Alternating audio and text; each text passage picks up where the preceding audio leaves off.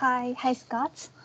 Hi, how are you? Hi, my name is Emily, and a member of UBI Taiwan. And me and Tyler will be in charge of this interview.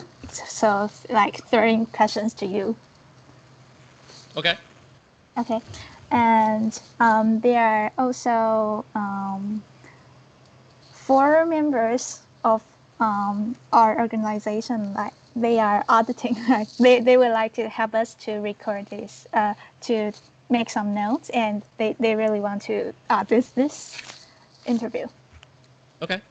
Okay. So okay. So this interview is we aim to like have some like gain gain some insights from you, and we would like to translate it and turn it into a like Mandarin, a Chinese podcast to spread the idea of UBI to the audience in Taiwan. So we will start from the basic questions and go deeper later. Okay. Okay. So the first question is that like the really basic and really core one.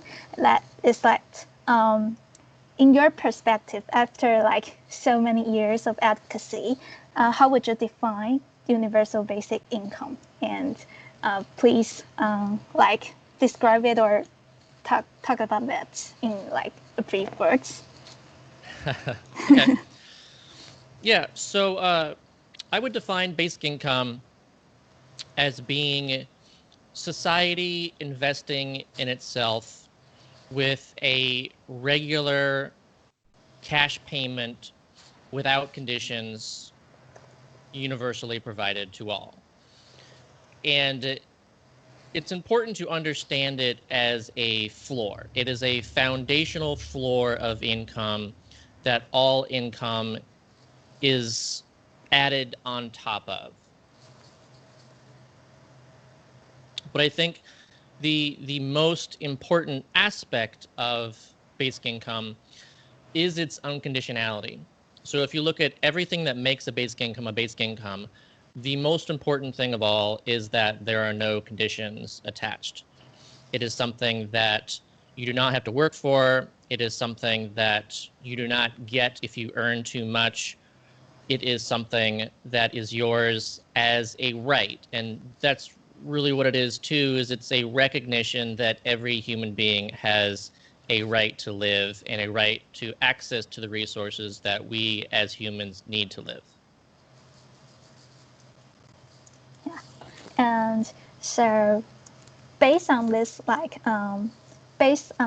value, so like seeing the like coronavirus crisis around the world these few months, we're seeing like governments around the world like are throwing out some emergency cash packages, while UBI may become a possible options or possible policy, so that which cuts more media attention. So what are your thoughts on this? Well, it's been really interesting to see this development in the discussion where this is like it was a good thing that we had developed basic income enough to the point where it was a popular enough idea that people looked at it as something like, hey, let's come over here and pick this up and utilize this. Instead of having to like explain so much what it is, it became kind of a natural kind of solution where we're thinking, okay, so we need immediacy. What is the best way to help people as quickly as possible? And governments know that for the most part, they're pretty good about getting cash to people. That's something that is can be very expediently done. And the universality of basic income also further simplifies that and speeds up the process, because the more universal it is, the less variance of the income. You can just get money to people immediately because you're not worrying about how much people earned in order, so what they qualify for, how you're determining how much they should get based on previous earnings, and if you're using previous earnings from like the year before or the year before that, or like more recently. It's just so much easier to get that money to people immediately. And so it was interesting to see that there was kind of like two approaches where countries would either do kind of Germany's approach, which was getting money through employers and utilizing basic salary structures that already existed to try to get money to people instead of firing them. And here in the U.S., of course, we didn't do that. We utilized the unemployment system, but we also utilized at least one stimulus payment. And it was interesting, too, to see that was something that the stimulus payment was something that both sides could agree upon fairly quickly as well. It's not like you had a bunch of pushback from conservatives for getting cash to people. They understood that was something that was useful. The argument, at least in the U.S., was more about, should we means test it, and at what point it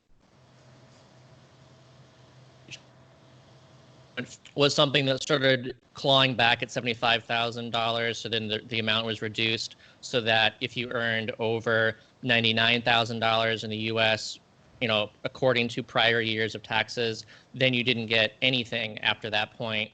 And actually that provided the stimulus payment to it should have reached about 90% of the country. So it's pretty good coverage. But also there were some places like Japan was a place that did a fully universal payment. And it looks like actually Israel is going to be the second country to do like a fully universal payment as well. And Tuvalu was actually the first and the only one so far to do a monthly universal stimulus payment as a result of this too. So we did see kind of people lean into this idea, kind of even just naturally come to this idea of let's just get money to everyone, or at least as many people as we can. And even some countries further were like, well, this is going to be not just a quick thing. This is going to be a problem that's going to be for a while, and we need to start like thinking about like longer term solutions. So it's also how like Spain came into this and thought, well, let's utilize this to actually do a minimum income guarantee and actually basically try to end poverty along the way, and really focus those resources to being like a monthly permanent thing that they didn't have before. So that was really interesting to see as well, that this has developed into even more people looking at guaranteeing a minimum in some way. Right. So, and also in Taiwan, we are spread. The government are like distributing like some kind of stimulus voucher, but that is also a one-time thing. But we wonder that what is the influences of this voucher that maybe like changing Taiwanese perspective on these like payments to the for the O. Yeah. So yeah. It's interesting. It's interesting. So if you look at like the definition of basic income, there's different ways of basically doing everything except for one component. And so when it comes to vouchers, it's a way of you're not using cash, which needs to be in order to be a basic income. You're using a voucher, and a voucher is a way of applying some means of control. In some ways it can be a lack of trust. So it's saying that, look, we don't want to give you cash because you can use cash on anything. So let's actually limit what you can spend it on by using a voucher system. And besides that, another way the voucher system is kind of I'd say deficient too, or at least what it's trying to do is it's not trusting that people will spend it like quickly or monthly. So it's also a way of like putting a time limit on it, saying like, okay, so we don't think you're going to spend this, so let's say that you have to spend it within the next 6 months or a year or something like that, and that will stimulate the economy. And I think that that logic is missing the fact that what people lack is a feeling of security. And if you're insecure, then you're going to be like kind of in hoarding mode. You're going to be, okay, I'm not going to spend this money. I don't know what's going to happen. So if I get money, I'm going to keep it. So it's not really that people don't want to spend the money. It's that as long as they have that feeling of insecurity and not knowing what's going to happen, then they're going to naturally hold on to it instead of spending it. So that's like one of those things where I wish people who were like kind of pro voucher even kind of got into the psychology of this more and thought, okay, so instead of forcing people to spend at a certain amount, let's just make sure that people have this secure floor, and then they'll naturally want to do that because they feel secure instead of worrying about what the future is going to be. Right. So maybe like back to your the situation in your country.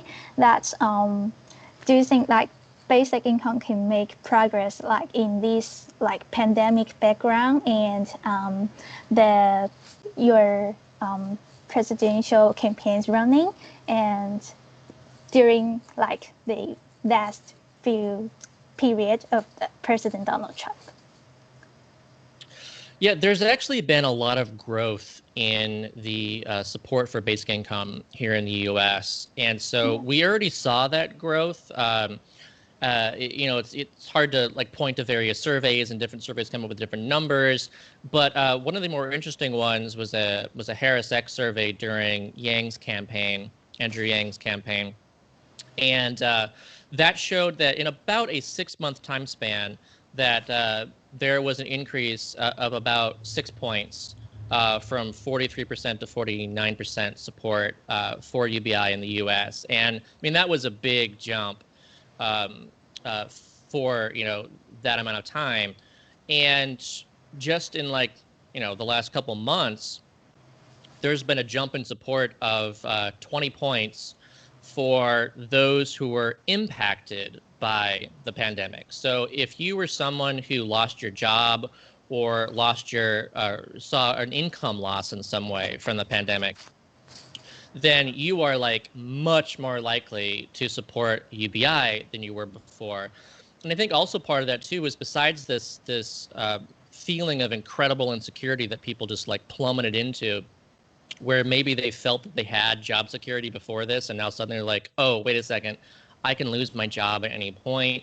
I can lose my, income security at any point. I can, they had to take a pay cut, and what that means.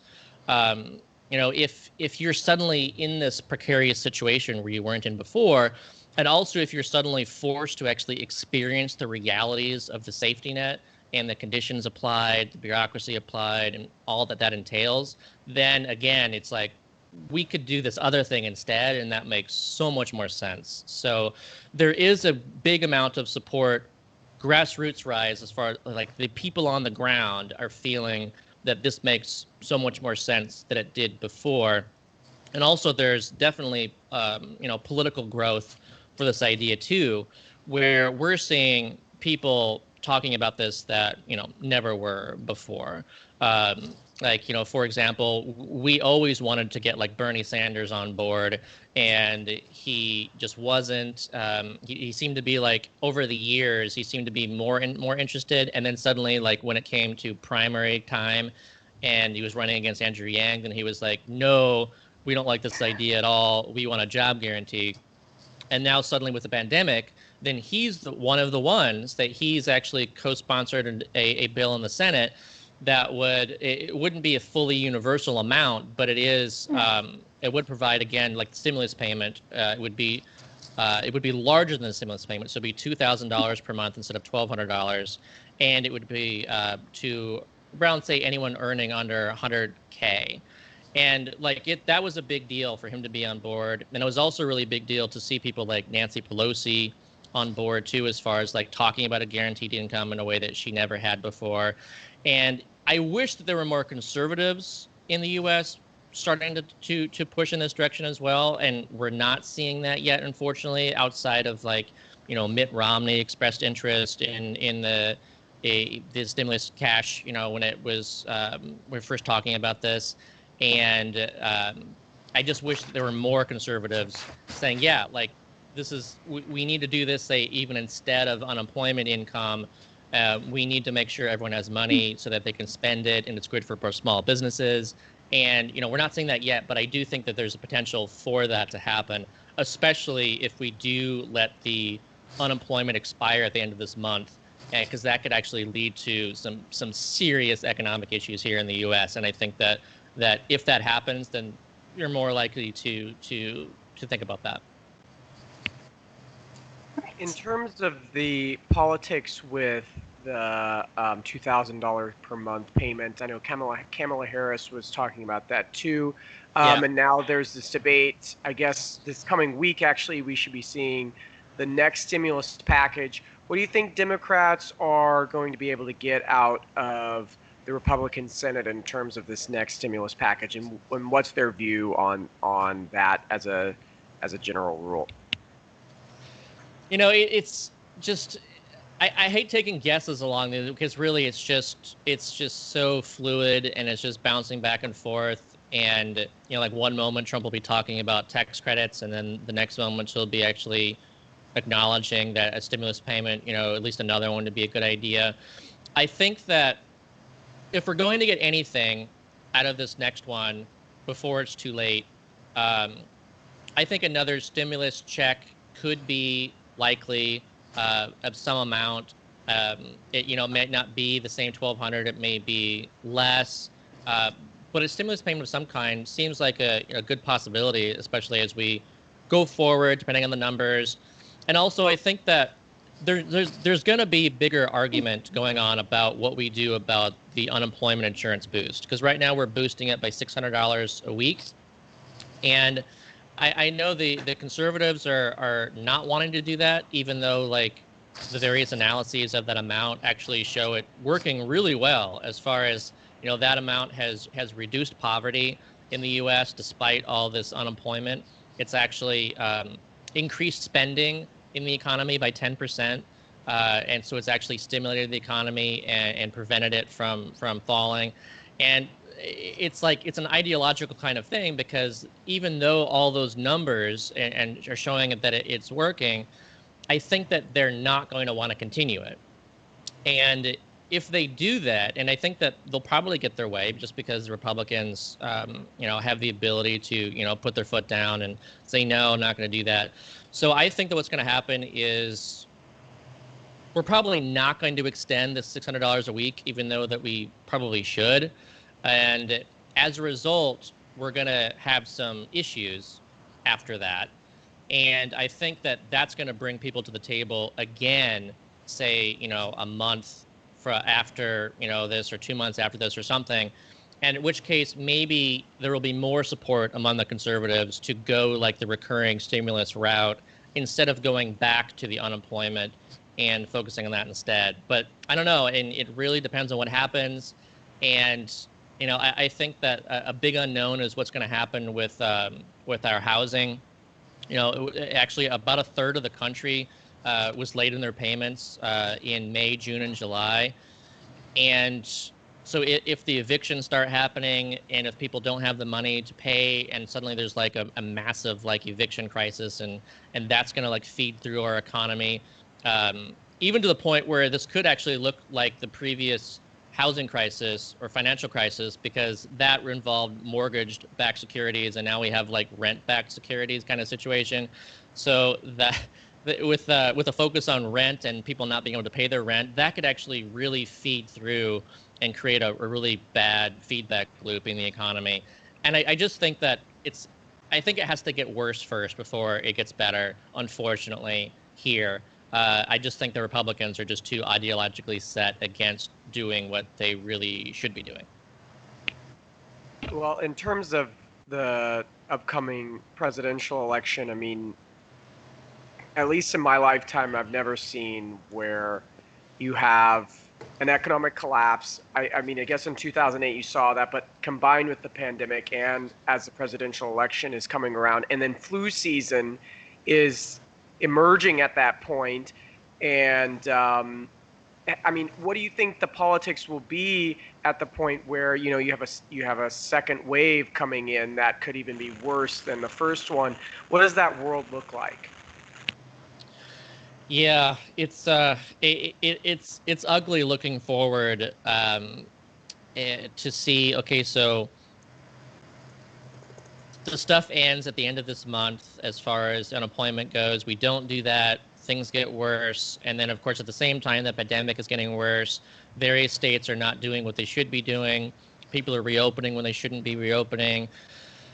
So that really could get pretty bad. And then it's just it's again it's one of these things where I just wish, and it should be a point where Trump and at least some members of the GOP Congress start thinking, okay, if we were to do recurring stimulus payments, then that could actually do a lot of good economically and in a way that is popular, in which case that we could actually maybe help ourselves win, and otherwise we wouldn't. Like, so it's just if Trump were to suddenly realize how popular it would be to actually make sure everyone got a stimulus check every month, and he could be seen as like the savior of the economy after it was like started like plummeting,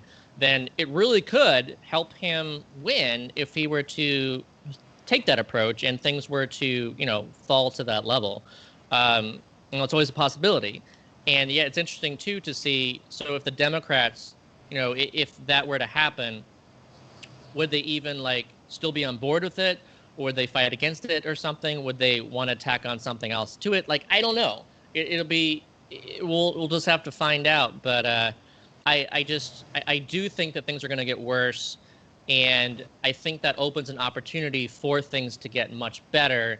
But we'll see. And who do you think the biggest opponents are of basic income? You mentioned it's kind of a reactionary thing of, whoever's for something, the other party comes out against it. Who do you think generally are the biggest opponents? Is it this, conservatives? Is it very left people? And how do you communicate with those groups? It's interesting because right now we're in a time where the usual kind of issues with basic income don't really make as much sense, so they're harder to use. So like, usually it would be, oh, well, people will stop working, and so, we can't provide them a basic income. But right now we're in a situation where, well, you literally can't work. You can't go to, places that you usually would go to. Those are closed down because of social distancing and the various mandates. And so you can't make those jobs exist. They're just not there anymore. And people need money in order to continue keeping the economy running. And so it's easier now to see that this would actually be good for that. Like, you could actually, it's not like you're paying people to stay home, which is a commonly misunderstood way of thinking about it, but you are enabling people to stay home when they need to. And that would actually be better for health, and it would be better for the economy because they could stay home and still spend, and instead of staying home and not being able to spend. So like, that's a different kind of thing. But you still see that ideology. Oh, there's also like a misunderstanding too within this ideology. So like and this is true like in general, where people think, oh, well, basic income is like unemployment, or basic income is like welfare. And so like you're seeing people, let's say, argue against the unemployment because people are getting boosted, and now they can actually be earning more than they were earning when they were working, and they could also be earning more than those that we consider to be essential workers who are still working. And so Republicans tend to have, leaning on like fairness and importance of that. And so they look at that and go, well, that's not fair. That shouldn't be how things are. And I don't think there's enough understanding of basic income being a floor that actually fixes that. So, if you make sure that everyone has this floor, then if you're not working, then you're on top of that floor just at the very top. But then if you're earning, because you're an essential worker and you're still employed, then that's actually functioning as hazard pay because you're actually getting boosted much more above. And so conservatives, at the same time, they're arguing that it's unfair that unemployment is paying so much and is paying more than workers, and they're looking at actually doing stuff like Mitt Romney proposed Patriot Pay, which was basically like a $2K per month boost via wages to those who are continuing to work. And so it's like they recognize that they wanted to make sure to boost those who were still working, but they didn't recognize that if you just built a floor under everyone, then it would accomplish that same thing in a much more efficient way. So I'm hoping that people can come to that conclusion in a way that they weren't before. But yeah, right now that there is that kind of still built-in ideology against it, but less so. And I think that there's the opportunity to help them understand UBI even in a better way than they did previously because of it.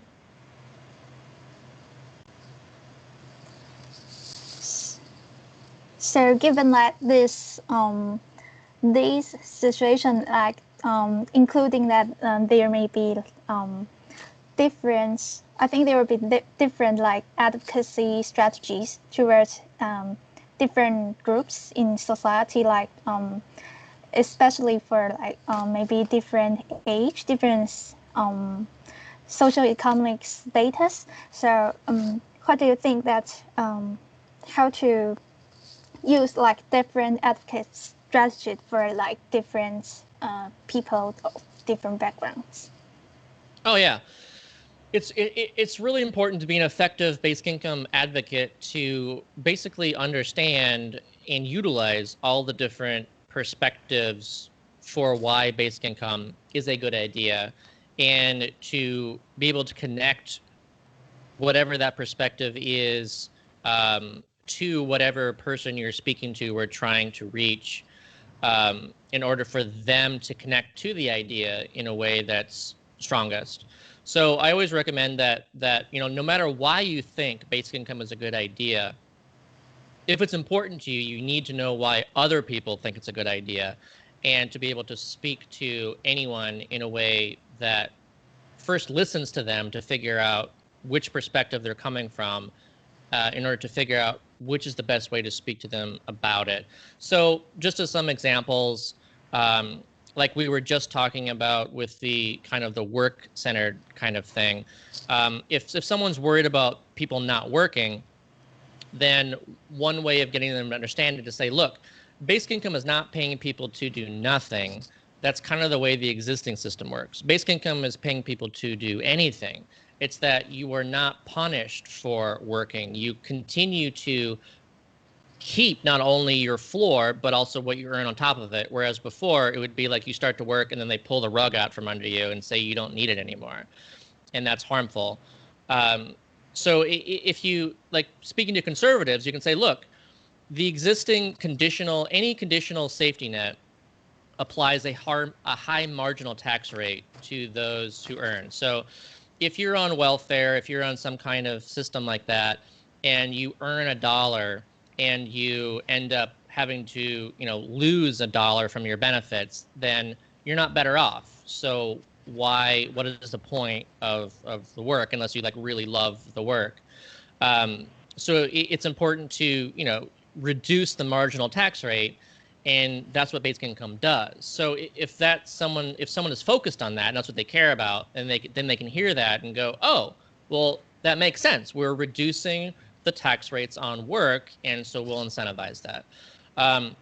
When it comes to, like, say, reaching someone on the left, I think that one of the things that really reaches them is about bargaining power, because there's a lot of pro-unions on the left, and we know that unions are effective because they're able to have this negotiating leverage that workers on their own do not have. Like you can't withhold your labor, you can't go on strike really as a person, but you can go on strike as a collective. and that's what union dues pay for. So you have like a big strike fund, and then people are able to utilize that together and say, look, we are going to stop working until you meet our demands and raise our pay. And UBI actually works as an individual strike fund and an infinite one too. So everyone gains the ability to withhold their labor until the proper conditions are met. So everyone has this negotiating power in a way that they didn't have before. And then if you combine that with unions, then unions are like superpowered in a way that they weren't before, because now they don't even have to worry about strike funds in the same way that did before, because everyone actually already has their own strike fund. So it actually boosts the power of collective bargaining because everyone has a new individual bargaining they didn't before. So if you care about unions and union power, then that's something that should be quite interesting to you. And you can hear that and go, oh, well, yeah, that makes sense. And then, of course, you can just do lots of different, things. So let's say another example would be the fact that if you look at, say, by gender, um, most unpaid work is done by women, and UBI recognizes that, where before you don't have that recognition and you don't have the autonomy. You're kind of like, let's say you're relying on, say, your partner's income, or you're relying on like the state's assistance in order to get by as, like, say, a single mother or something. Then that's something that affects women disproportionately than men. And it's just a real shame just in general that we do not recognize unpaid work as work, and nothing else does anything for that. So, if you raise the minimum wage, you're not helping unpaid work. If you're, doing unemployment or that doesn't do anything. Welfare itself doesn't recognize that.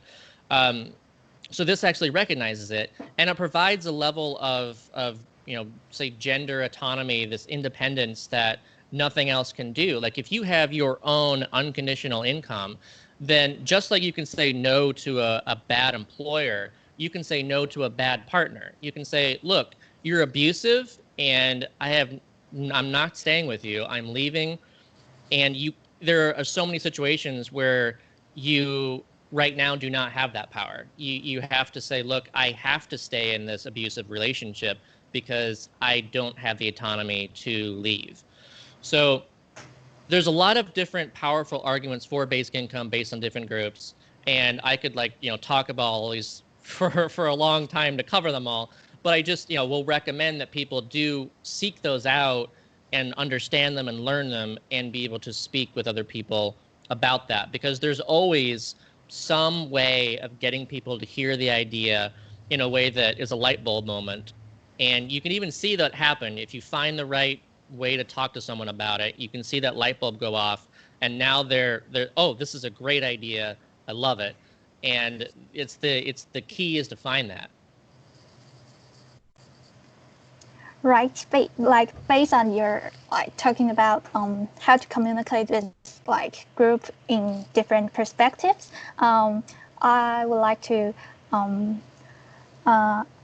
could you please share some experience, like how to convey these important message to different pressure groups, different social groups, or even a more general public during your experience back from when running Andrew Yang campaign, or even later in your participation with Kentucky Senate, Mike Bro here. Mm-hmm. Yes. Okay. Can you share some experience in these? Yeah. So years ago, in the first article that I ever wrote and self-published on Medium, I ended it by referring to, I said basic income is not left or right, it's forward. And that ended up really resonating in Andrew Yang's campaign. It became one of his slogans after he used it in his Joe Rogan appearance. and just people just really connect with that, because I think that at the same time where everything is so hyper partisan and it's all just so tribal and we're just like completely butting heads, to hear like a message that says like, look, we can actually come together and we can go forward instead of just trying to go one direction or the other. We can actually do this together. That actually, I think people just naturally connect to something like that. And of course, not everybody does, because there still are people who would be like, no, the other side is evil and I will do nothing that they like. But this is a way of reaching a lot of people that you wouldn't usually reach, especially like your independents, which in the US is actually the largest percentage of the population. As far as like, if it were a political party, it would be larger than the Republicans or the Democrats. So I think that a kind of a bipartisan or cross-partisan message can really connect with the people. And I also, uh, not only was it helpful to think of it that way, as in like, look, this is an idea that, Milton Friedman was for, and Friedrich Hayek, and it's also something that Martin Luther King was for, and even, say Marxists like Eric Olin Wright. This is, it's really important to try to keep this conversation not becoming partisan. I felt that in the U.S., one of the reasons we haven't been tackling climate change the way we should is because we let climate change become a partisan issue where you'll say you believe in it or not, depending on what your party is, and that's just a huge problem. And we're seeing the same thing right now with, say, masks and wearing that, how that became a partisan issue. And so as soon as something really important becomes a partisan issue, then it's just like a train wreck. And we have to actively try to stop that from happening. So that's why it's not only like a slogan or a way of thinking about basic income, but I think it's a way of kind of inoculating people against thinking of it as some kind of partisan idea. And I think that's extremely important because we, want to maintain that kind of nonpartisan nature of it. So it's not only something that you can reach people with, but it's really important to explaining it. And so that's one thing that worked noticeably well. When it came to, let's say, something that I learned from Mike Breuer's campaign, first of all, I think it's really interesting that the election that happened in Kentucky was, I think, the first time in the U.S. Where there were multiple pro-UBI candidates against the, let's say, a non-pro, or I wouldn't say anti-UBI. I just don't think she really is interested in the idea, but say like a non-UBI candidate. And so when it came to the actual, results of the election, you can say UBI won. Like there was combining the support of Charles Booker and Mike Breuer. Then if UBI was the only issue that mattered, then Kentucky, at least Democrats, are majority support for UBI. And I just think that was fascinating to see multiple candidates actually getting around this idea, where it was used to be something that was, considered fringe enough where you were like a fringe candidate for talking about it. Like even Andrew Yang, you in the debates and stuff, people like laughed at him talking about this, like, oh, Andrew Yang and his freedom dividend, like that's just silly. And of course now we look back on that and it's like, yeah, he like suddenly it makes sense to a lot of people that didn't make sense before. So I think that that let's say when it comes to another thing from Mike Breuer's campaign, is just that in this time there's definitely not only a discussion to be had about basic income in general, but of course about emergency basic income, and that's like its own thing. In I guess basic income advocates need to kind of be familiar with and acknowledge that there's a difference between emergency UBI and UBI. And it's just interesting too that we didn't even have that as a term before. Like emergency UBI didn't exist. We just thought of it as UBI. But now all of a sudden there's that opportunity to actually implement a UBI temporarily. And of course, people can be like, oh, maybe we shouldn't do that because then it's temporary, or maybe we should do that because at least it's like a foot in the door and we can show that it works. But then also it's designed differently too. And so that's what part of my thinking that went into the plan I designed for Mike was that, to me, an emergency-based income is not just a floor. It's a floor with actually the income you're earning on top of it that you would usually get through a job, but you can't because there's so fewer jobs. So that's why for Mike's plan, I was talking about a $2,000 a month UBI floor. But then once you've reached a point where the economy has improved to the point where that really doesn't necessarily make as much sense anymore because it would be effectively, too high or too expensive a floor to maintain for a long period of time, then I suggested that, we should go down to, say $1,200 per month per adult and $400 per kid in order to focus on, say, a little bit above the poverty floor, so that you are recognizing that it is a foundational floor and that everyone, at least most people have jobs that they're earning on top of that floor because the economy is healthy enough and you're not like lacking tens of millions of jobs, like we are here in the US now. So I think that was something that, I never really thought about before as far as kind of like a two-phase kind of thing. And it even opens up the opportunity too to even build in emergency UBI into UBI plans. And you're thinking like, so not only is it a floor, but how do you respond to various instances that actually require adjusting what that floor is, and what's the best way to adjust that in, how you want to call it, emergency UBI. What is the best way to do that? So yeah, it was interesting to go into that, and I think that's improved even our thinking going forward with UBI plans just in general everywhere, is just to keep in mind how you might want to automatically calibrate the UBI based on economic conditions. Are there any indications that Biden is open to the idea? Biden's a real question mark.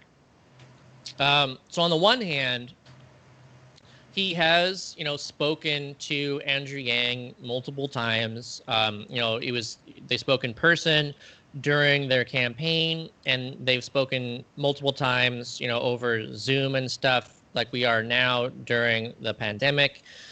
And, he keeps saying that he's going to, surround himself with people that know, what the problems are and how to solve these problems, that he's going to reach out to the people that can really, effectively do what he needs people to do in these various, departments and stuff. And in which case, it could be that he does hire Andrew Yang in some capacity, like he could be a member of the cabinet, or he could just be, functioning in some capacity to help out with that. In which case, of course, Andrew Yang is going to be pushing the freedom dividend, the basic income, as part of this. But at the same time, Biden keeps talking in his usual workist language, being about, hardworking Americans and the dignity of work and the value of work. And he has not been one of the people to actually even talk about emergency-based income. So he's not even talking about the recurring cash payments that wouldn't be universal, but it would just be a stimulus payment that everyone would receive every month. He's not talking about that. And there's even a petition that was created here in the U.S. that I believe is up to 270,000 signatures. And that's like for Biden. It's a petition drive to get Biden to actually endorse emergency UBI. It's not even about endorsing full UBI. It's just saying, hey, Biden, we need you to say we need monthly stimulus payments for the duration of the crisis. And he won't even do that. So I'm hesitant to put too much faith in Biden coming around But at the same time, if he does do what he says as far as bringing in people that are pro UBI, then it might happen anyways, down the road, instead of it being emergency UBI. Maybe it's more like some kind of permanent UBI, even like to some small degree. I don't know. But yeah, I do wish that Biden would at least start talking about emergency-based income, and I'm going to keep pushing for that, and hopefully that can support him build. Again, if we go into the situation where they cancel the unemployment boost and the economy really dives down because of this, then maybe he would be more likely to be one of those people who's like, yeah, we need to do these emergency stimulus payments. Bernie was right about that. My other candidates were right about that. We should do that. So we'll see. But yeah, I'm leery of him, doing that. I don't know. Do you plan to work on any more campaigns or run for office yourself? I'm getting increasingly asked about if I'm going to run at some point, and I don't know. I do feel increasingly that I do have to at some point, but I don't know what that would be. I don't even know necessarily where that might be, but I'm open to it. But as far as working on their campaign, I'm certainly open to that. I'm more than happy to help, help a candidate actually have like a real UBI platform. And also I just have to say too, that was just something that was really impressive about Mike Breuer, is that instead of just being a candidate that's like saying I'm pro UBI, he was like, okay, if I'm going to do that, then let's actually put some details out there. Let's put some meat on these bones and say, this is what I think is a good idea. These details of UBI are what I think is a good idea. And I think that's kind of a first, really, as far as like, states and more local goes, instead of like Andrew Yang at the presidential level. Because, you don't have the power as a senator to, pass a national basic income on your own, but it is possible to say, I think this is the way of doing it. And I think we'll see more of that happen over time as people move to, is this a good idea, to, I think it's a good idea. And not only do I think it's a good idea, but I think this is the best way of doing it.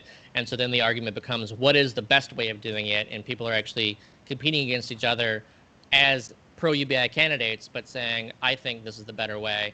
And I think that's just an amazing evolution of the discussion, to go from, is it a good idea or not, to what's the best way of doing it.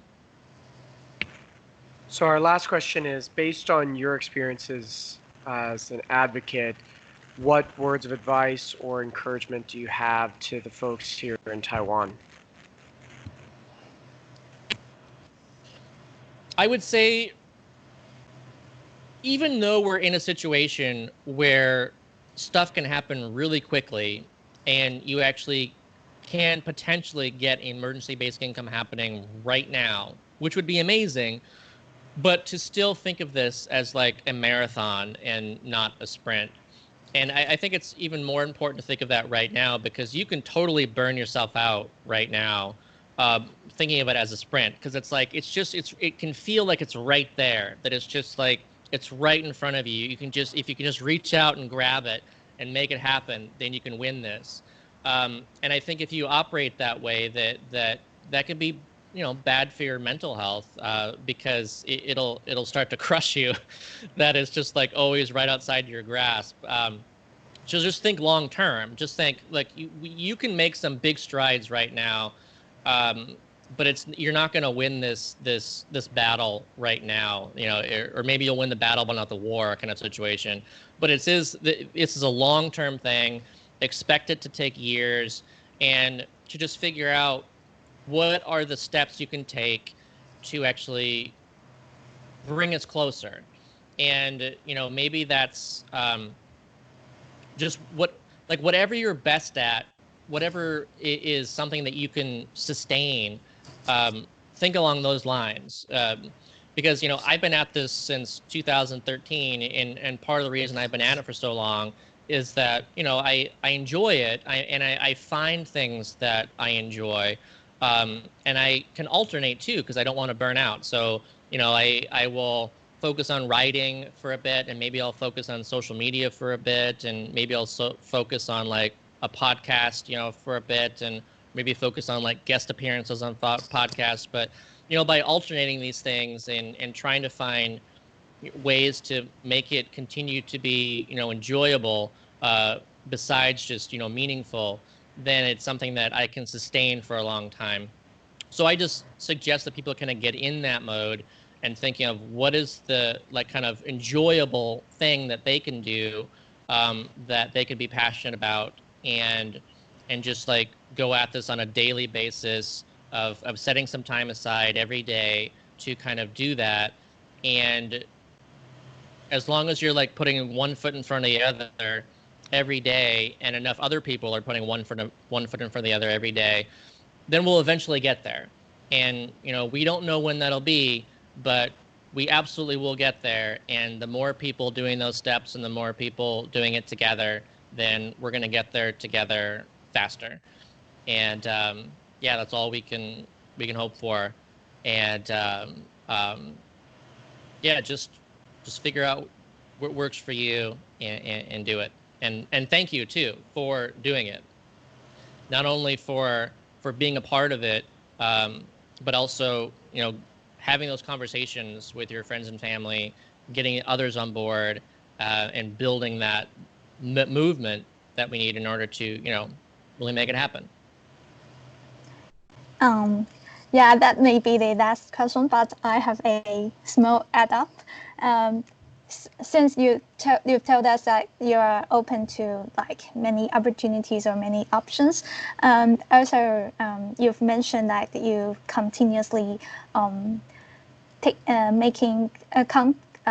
making connection with like through your social media, and even not in the electoral period, maybe not in the campaign. And so can you like share your personal experience at how you personally managing your like social media channels and get in touch with possibly supporters, or like even young people that might be interested about UBI concept? And also we are really inspired by your personal experience of crowdfunding for basic income for yourself. Yeah, I mean, that's certainly a big driver of my ability to do this for so long and to focus on it 100%, is because I do already have this floor. I feel secure, and I have the access to resources that I need to cover, my monthly bills in a way that, enables me to focus on this fully. And I mean, I wish more people had that ability, and maybe part of it is people figuring out how they can somehow do something close to that, possibly. It's hard. It's much harder now. Like, I was really lucky to be able to get out in this early and be like that person that was doing it in order to build up what I needed to do. And I think that would be, it's kind of first mover advantage kind of thing. It's much harder now to actually for someone else to do that, but it's not impossible. So if someone can start up like a podcast of some kind and focus and build up an audience, as long as you can build up a big enough audience, then you can actually enable that audience to fund whatever you're doing because they enjoy what you're doing. So that's always a possibility, and I encourage people to explore that if they can. But in general, as far as like social media goes, I have always, this has been like a daily thing for me for like 7 years now, where I chose Twitter as my platform. I felt that it was more like political, and it was because of its structure as like short snippets. Then I felt that I could be like kind of a Johnny Appleseed, kind of like just planting these seeds about basic income in people's, they're just going through their feed and they go, oh, basic income. And then as I'm doing this every day, and, there's a psychological phenomenon where we can't differentiate between someone doing the same thing over and over and over and over again, or a lot of people doing the thing once. So by being someone that was just constantly focused on this, then that can actually seem like there's like a whole lot of people in on this. And so then you're also more likely to support it and join it and, you know, become part of the movement. So that was kind of my strategy there. And I do recommend that people find the platform that they most enjoy. So, you know, like something like TikTok too is like a newer platform. Um, and, you know, get on there and build up your following.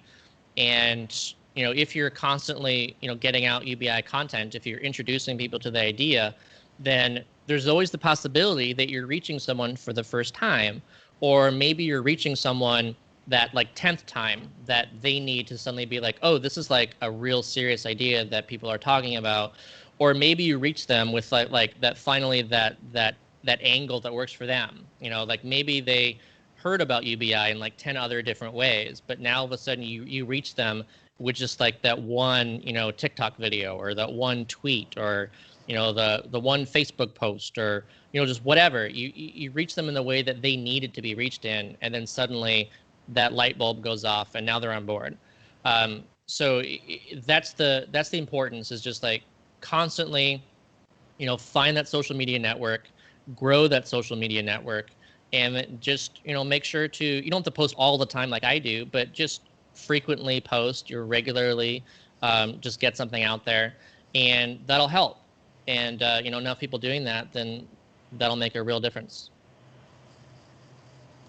And in Taiwan, when we are our like targets, our audience are like young people and mostly like going to college by getting low pay, like those groups of young people that like some of them, like most of them are like a little bit like politically indifferent, like they don't really care about like what is the government's policy or how the government's decisions may affect their lives. So what is your comments when my target audience are these people, like these young people? Yeah, I mean, it's like a perpetual challenge. You know, just Yes. if you're young, then, you know, you don't know about politics. You're not familiar with it. It's not like, you know, for the most part, that's just how things go. And then you get out into the world and you start to experience it. You start to, you know, vote, and you know, you hit voting age, and then you at least have that ability. But maybe you're not interested. But I think that those who are younger need to start realizing to a much greater degree, because of things like climate change and because of the impact automation will have, that Yes. the future, like 20 years from now, do they want that future to be decided by people right now who aren't going to live in it? Like, that's part of the problem, is that, you know, so there's so many older people that are in politics, and let's say they're making decisions for stuff that's going to be impacting people 20 years from now, and they're going to be dead. Like, they're just not going to be around at that point. But young people are. That is their future. So we have to see it as like there's a time component involved, and if you need to see it more as like, right now we see government as being temporary, like 1 year at a time. Like, you know, we need to do what we need to do right now, and that's it. But you have to look at government as being like, you're creating the world that exists 20 years from now. And if more of kids and students and everyone who just gains the right to vote learns that they're not just voting for representatives now, but what's going to happen 20 years from now, then you're deciding your own fate in a way that you absolutely need to, because other people just don't care. Eh, that's the problem. Yeah. So Like and there's also it's there's a greater ability to reach your own age group, um, because you're utilizing the communication structure, the language, that you're the only one that really uses. So like when like I think TikTok is a good example, and I just keep mentioning it, but like I can't use it. Like I've downloaded it and I've used it, and I just don't understand how like people are able to put so much effort and stuff into these like little videos, or maybe like it gets so much easier, but like for me it just seems like I can't spend like 3 hours making some like miniature movie, versus someone else that can make it really quickly. But like you need to be able to communicate within, and older demographics can't do that. And so if you're someone who is interested in politics, and let's say you're 19 years old, you're very interested in politics, and no one else is, then you're really the best person to reach everyone else your age, in a way that no one else can. So it's almost like it's kind of a responsibility too. If you are interested, then you're the one that can make it happen. And if you recognize that, then you are much more able to make it happen than anyone else is going to be. Taylor, do you have any questions? No? I think that was great. Yeah, me too. Yeah, it's inspiring. And thank you for taking this interview. And we really like your insights, and looking forward to like turning into like very informative podcasts. And we really do hope to have more connection with you in the future. And yeah, that was a great talk with you. Great. Thank you. Yeah, no. Thank you for doing this as well. And it's funny, like, I mean, what you're doing is what I was just talking about also, but instead of like, it's not only age demographic, but also, cross borders. And I think that there's so much opportunity there too, that, there's so much translation ability. Like there's so much content that already exists that just isn't in the form that it needs to be in order to reach people where it needs to go. And so what you're doing is part of that, and I hope it encourages other people to do the same. Yeah, thanks. Okay.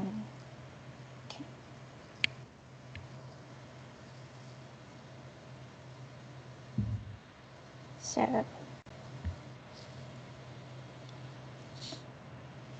Okay, I think that's Okay. We can wrap it up here unless we have any other folks. Let's see. Okay. I think our questions were all answered. Okay. Okay, thank you Thank so you much, so Scott. much. We'll let you know when it's up. Great. Yeah, I'll definitely share it when it's out. Oh, I think it's in Mandarin. Still. Sure too. Okay. All right, have a good day. All right, thanks. You too. Bye. Good seeing you again. Bye. Bye. Thanks, Scott. Bye, Tyler.